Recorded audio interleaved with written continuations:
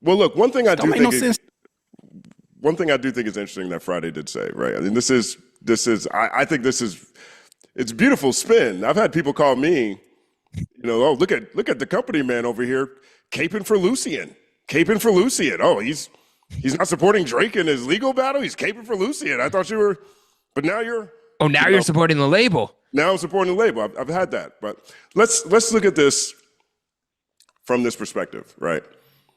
I do think fundamentally the music industry is an industry started by gangsters that's never really had its artists' best interests at heart since the beginning, right? So we understand that this isn't the best, fairest situation for someone to go into. I like to look at a lot of these banks as just, or look at these labels as just banks with, maybe less favorable interest rates depending on, your ability to recruit.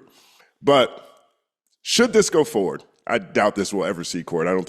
Truthfully, I don't think UMG wants people looking into their business practices and long list of artists saying, you know what, that happened to me too. I think I want restitution as well. I don't think that. And I really don't think Drake wants people looking into too closely into text threads and things that have been going around as he's putting songs together around this battle.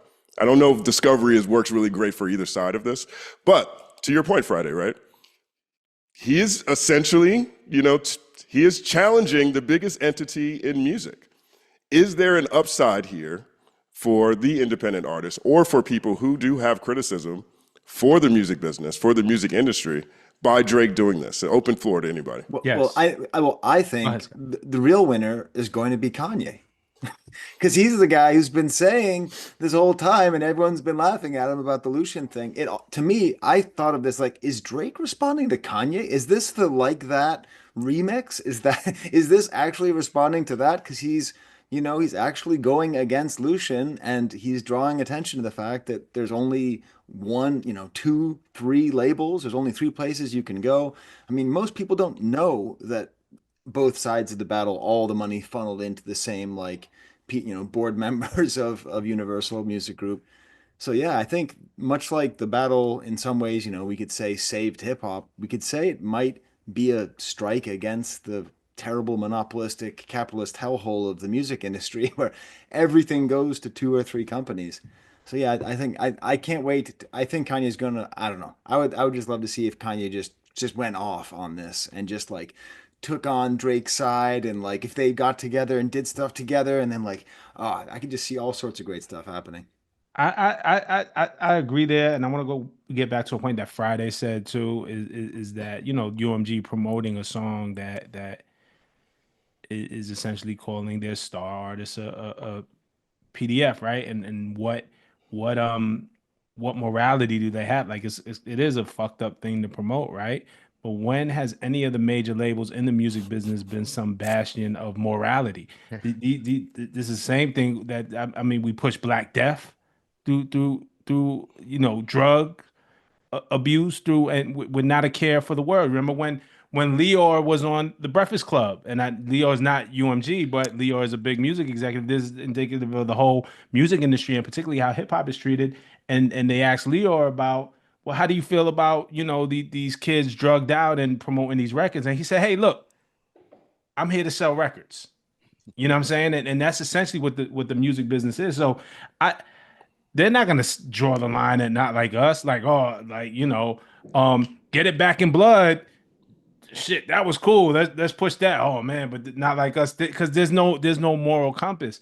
And what I the upside to this, and I think for the average person, those of us who work in the industry know, but for the average person, this does open up a conversation about these major label business practices, and maybe we should go back and examine if this whole thing needs to be restructured. So, I do think that's a good thing that's coming out of these filings. I question if Drake's, matter of fact, I know they're not, if it's truly these altruistic motives that he wants to save the industry and help the independent artists, because that if that's the case, why didn't we do this 3 years ago? You surely knew that this is what Universal is about, and these were the practices when you read up for $400 million. It's just now that it's not on your side is for this. So look, I think two things could be true. I think it does open up a great conversation, and again, for everyday people to examine what goes on in the music business. I don't think Drake is like also being some Robin Hood figure coming to like, I'm gonna fight this fight for artists all across the world. You know what I'm saying? So I'm interested to see if he becomes the biggest independent artist of all time. I'm very curious because right now he's going against his label to the point where you can't really go back from this. You know what I mean? Like it'd be like having an insane public fight in a relationship. Like, we've seen, no diss to Cardi and Offset. We've seen them do it a few times, but you don't like to do that. And I don't know that either side is going to want to rekindle here. And I also don't think the other major. Neither side is from the Bronx, Jeremy. That's why. The Bronx there we is go. against- No that's Bronx in this. No Bronx in this fight. Shout out to the Bronx. One second applause for the Bronx. But I do think I'm curious at if Drake is like, let's fucking burn it all down, maybe to Kanye's point, or even Kendrick's Watch the Party Die. Maybe Drake is on that type of timing. Let's burn it all down. If Drake becomes an independent entity, I had thought he had a lifetime deal. I thought, when Kanye was making those Lucian's your baby daddy jokes, and I thought like, he has the LeBron life. I thought he had a lifetime $1 billion deal. I didn't even think there was a re-up. So I was more surprised to hear about this album fulfillment re-up. But let's just say that doesn't exist. If Drake becomes the most successful, biggest independent artist of all time, proving that he doesn't need a label, what does this do to the music industry? I'm curious to find out. And also, before anybody answers that question, keep in mind that this is happening during the time of a contract renegotiation. So you're bringing down the stock of somebody that you're trying to renegotiate with so that you don't have to pay them more on the next go around. So if you wanted 600,000 instead of 400,000 like the last time, well, your stock is down. Well, you helped bring our stock down. You know what I mean? It's like literally insider trading. You're bringing my stock point. down so that you can negotiate with me on a different term. Fair point. That's a fair point. Can I bring one wrinkle into this? What if this was the plan to begin with of the direction that the UMGs and Spotify went ahead in? I just did a story recently that said Spotify had their first profitable year this year, and they credit the majority of that to their pivot into podcasting. Why? Because the oligarchy, the Sony Music, Warner Brothers, as well as UMG are accounting for roughly 70 cents of every dollar because they're licensing the music. Okay. That's the arrangement. It's hard for Spotify to turn a profit off of music in that arrangement. So they pivoted over to podcasting. I just saw recently, not to get too far from the conversation, that also Spotify is launching a creator program in which they're going to pay podcasters and video creators before paying artists more. I look at UMG and I see the way that they are pivoting in terms of now offering a royalty-free service of sounds where they're going to license out their music if you want to use it on other platforms. If they don't have like a relationship with a TikTok, you can license it. To me, this seems like these major companies are moving into their positions that they wanted to go in. If you talk about this, what's the worst that can happen to a Spotify? They have to stop being concerned about the folks in their pockets for music and pivot to podcasting. I feel like that's where they're going already. You talk about a UMG, now they become not only just a place to license music from, they also replace the distro kids, the TuneCores, because there's been news that they wanted to replace the distributors and have independent artists go through them to distribute their music for that $20 a year. So when I'm looking at all of this, I'm like, what is a win? What really is a win? Because if they're already bringing down the value of Drake, which I think he's not the first one. He's nobody special. He's not the first one. They tried to do it with Prince. Prince was one of the successful ones afterwards that found platinum success after leaving the labels. I think that if anything, Drake represents the last opportunity that you will see a quote unquote superstar get that close to the power that they have. I do believe that this is a changing of the guard in that sense. And it just seems, in my opinion, to be the last of their issues. But I feel like this is not a Drake-centric thing. They've always done this with people who who got too big for their britches, in my opinion. You know, that's a great point. And one thing that stands out to me about all this is that Larry Jackson, head of Gamma, did a conversation, I think it was on Joe Budden, I can't remember who it was, but he was talking about how the value of Drake's music is more than the 70s, 80s, and 90s of black music combined. Right, combined, right? If that's the case, is it in the best interest of any billion corporate entity or any entity at all to have that much power and influence in one place, right? If you look at the onset of streaming, a lot of streaming platforms when they first began did certain deals with different artists to get people used to streaming, get people used to this new way to consume and interact with music and new artists that were coming out. These companies are established now. Streaming across multiple mediums is reflexive for all of us. Is the relationship with the artists as necessary going forward as it has been previously, especially with the onset of AI? I was at Trapital Summit, big shout out to Dan Runcie, and Troy Carter was talking about how AI will be interjected into different playlists, AI songs, and you will have, and the artist or the listener will not be able to distinguish between what's a real artist and what's not. Is it even of value to have an artist that is as powerful or has a catalog that is that valuable in comparison to decades of recorded music, even exist in the marketplace anymore? And if that's the case, if that's not the case, does that further support Drake's accusations that they're trying to undermine his success? Well, I know me as a podcast who covers a lot of trending topics. Music, this is the most music that we've spoken about in a long time. The whole of 2024, we haven't broken down a lot of people's music. We'll preview a Toronto artist here and there, but with this whole battle and all the different songs, we actually got back to breaking down what's happening around the music and the lyrics and all of the things that surround the music. But other than that, the music isn't the most important thing when it comes to driving media, right? So I could understand like what Curtis was saying with Spotify shifting over to podcasting, because the music is not what's keeping the lights on anymore. But you know who loses? You know who loses and all, and I hear all of that. And Friday, I don't disagree. Justin, I don't disagree. What you're talking about with the AI. It's up to y'all in the chat. It's fans who lose out. We're getting shorted. I mean, the artists are getting fucked too, but we're getting shorted. You know what I'm saying? Because with streaming, they sold us on a dream. Like we never owned the music. They could take it down. They take it away from you as soon as you stop your streaming. And I had said this for years. You could go back to different things that I've done, and people told me that I was crazy. But streaming had always had a ceiling, and streaming was a short-sighted thing. And it was sold to us as fans as a way, one, to have all your music in one place, but we was also told that it was democratizing music and the old way didn't work, and radio and payola, and it wasn't about any of that shit. It was about capturing market share and stealing market share away and cornering a market. And now once they have it, it's like, fuck all y'all. The same shit that Curtis said. They did. Spotify is not a victim to these major labels. They struck these deals because they needed the music to have something on the app to attract the people.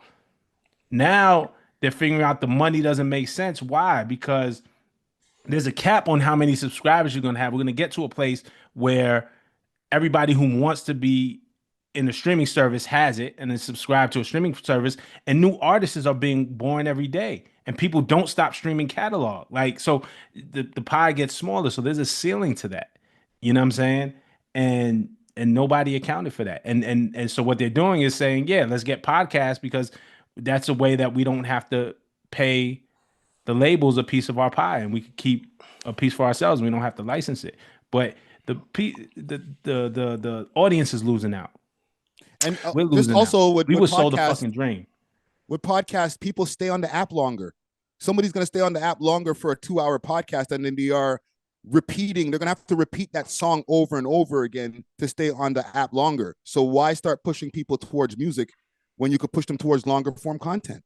Yeah, but people are always going to need music, man. Like, and as much as I love podcast, I make content. This is my bread and butter. This is not a podcast. 1 second. Yeah, this is not a podcast. Follow me on YouTube at Ron Markman. But people need music. Like I've seen some people theorize that, oh, people are just going to listen to podcasts all day. No, we need music. We crave music. Music will always find a way. True artists will always find a way. Fuck all that AI bullshit. It's not real. We're going to get to a place where people just crave something real. You know what I mean? Well, second applause. I like that.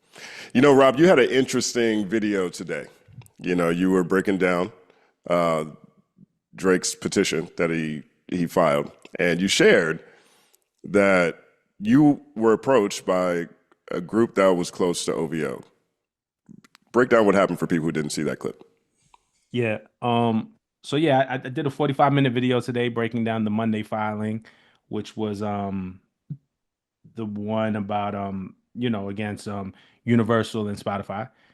And we got to the part where they alleged or believe that they have information that UMG paid the podcast, I think it's NFR, if I'm not mistaken, but paid NFR that podcast. podcast to promote Not Like Us. And also within that same section of the filing, they talked about how UMG had whitelisted Not Like Us and the other Kendrick songs for streamers so they can respond to it and make videos and they wouldn't be penalized and demonetized. For the audience that doesn't know, and for me, I don't put any music in my video. If I got to read a lyric, I don't do sound. I will read the lyric. I will rap it for you. You're going to get the Rob Markman version because we work so hard on these videos, all of us, to be demonetized for using a 30-second clip or a 10-second clip within context of an artist that we're promoting for your label.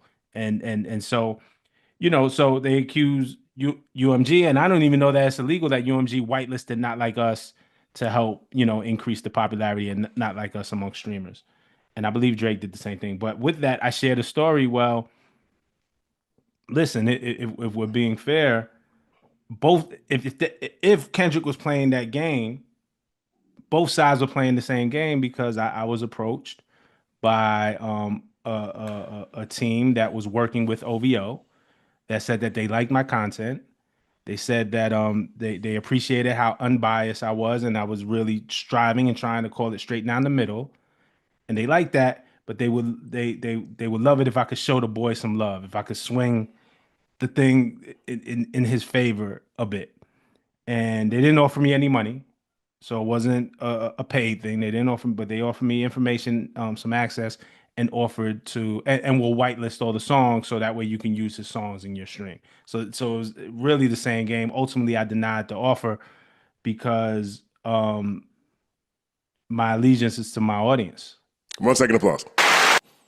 And if they don't trust me, what happens after this battle? And then I have to go on and talk about other things, but I lost the trust of my audience, and I just don't roll like that. I'd rather just speak the way. I've been in this 20 years. I'm good, man. I seen them come, I seen them go. You know what I'm saying? It'll be all right. And so that was 2 minutes out of a 45-minute interview that I did. I purposely did not clip that out and post on my Instagram. A lot of times I'll do a long video and I'll shoot a shorter version for my Instagram. I purposely did not clip that out. That conversation for me was intended for the people who watch and follow my channel. And it was all in context. But we know how the internet works. Like somebody clipped it out. It starts going viral, and all of a sudden it's on TMZ, and all of a sudden I'm a liar. Where's the proof? You get any more praising OVO calls? Kendrick. Huh? You get any more OVO calls after that? Nah, I haven't. But I mean, it's the truth. I'm cool with it. I stand on everything, but it wasn't a clout chase. I didn't want that to be the headline, but we know how the internet works. That got clipped out and it became the headline. And the truth always comes to light. And all I'm saying is I don't even think Drake is terrible or bad for saying that, but the stuff that you're accusing the other side of, you were willing to do or trying to do, and if it wasn't with me, I'm sure I wasn't the only one who got the call. So y'all both playing the same game is my thing, and I wanted to put that into context. Like, this is just how the game is played.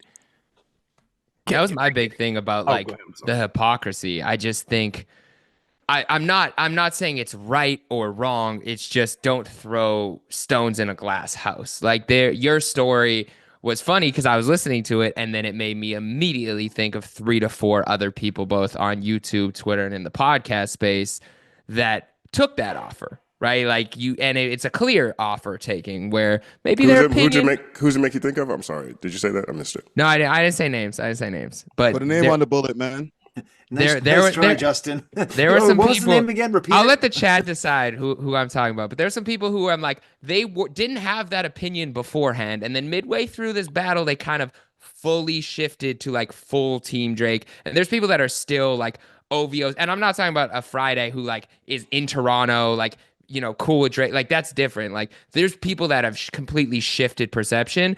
And so I think for you to throw a stone the other way and be like, look at what they're doing is weird to me. And then the other thing that I don't like is I don't think it's illegal for marketing budgets to be used to promote things through accounts or influencers, right? Like, for example, if UMG paid NFR, shout out to the guys, they're in Canada too. If I know a lot of labels use them to promote music, right? Like a new release or whatever, you might have a plan like this account is going to post it, this account is going to post it, this account is going to post it. I don't see that as being illegal. Now, some of the other practices, if true, of course, the collusion aspect of it, but I just find it weird to call out behavior that's being done on both sides. And I think, Jeremy, just to clarify, and I think with the paperwork, if I remember, it'll take too much time to read it now, but what they were alleging is that if NFR got paid for this and NFR gave their opinion, that NFR then didn't disclose that they were paid. Oh, it was opinion. Sorry, I thought it was their posting on posting, on Twitter. but they didn't, because there's something that happens, and I'm not sure of the legalities of it. It's kind of a gray area for me, but on certain social media with certain things, if you have a paid or promoted post, like you have Sponsored to post, hashtag ad, hashtag sponsored, and I think it had more to do with that, not just that they were paid, but it was led Non-disclosure. to Okay. some, yeah. If I understand it correctly, and if I'm wrong, I'm sorry, and maybe somebody in the chat, please correct me. And there's one thing, because I get paid from labels to repost on my Instagram page to promote their artist all the time. But I've never been approached by a label, hey, say good things about my artist. All right, that can get kind of messy. Also, I want to clarify one thing. Yes, I am here in Toronto, but I'm representing Toronto. I'm representing Canada. All right. I've been critical of both gentlemen, Kendrick and Drake, in this battle, and I've given them kudos when they need it, right, or when it's necessary. But I'll never just say Drake could do no wrong just because I'm over here in Toronto.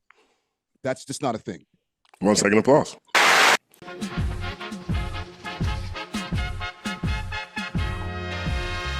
Justin Hunt is here, it's all happening. Justin Hunt is here, it's all happening. The mathematical breakdown of this mighty game of rap we in. It's boom bapping in. Systematical culture views, it's radical, it's all happening. Shaking hands and dapping it. Life through the lens of hip hop, from trip hop to yes, y'all, you don't stop, you don't stop. Justin Hunt is here, it's all happening. It's all happening, yes, it's all happening. Justin Hunt is here, it's all happening. It's all happening, yes, it's all happening.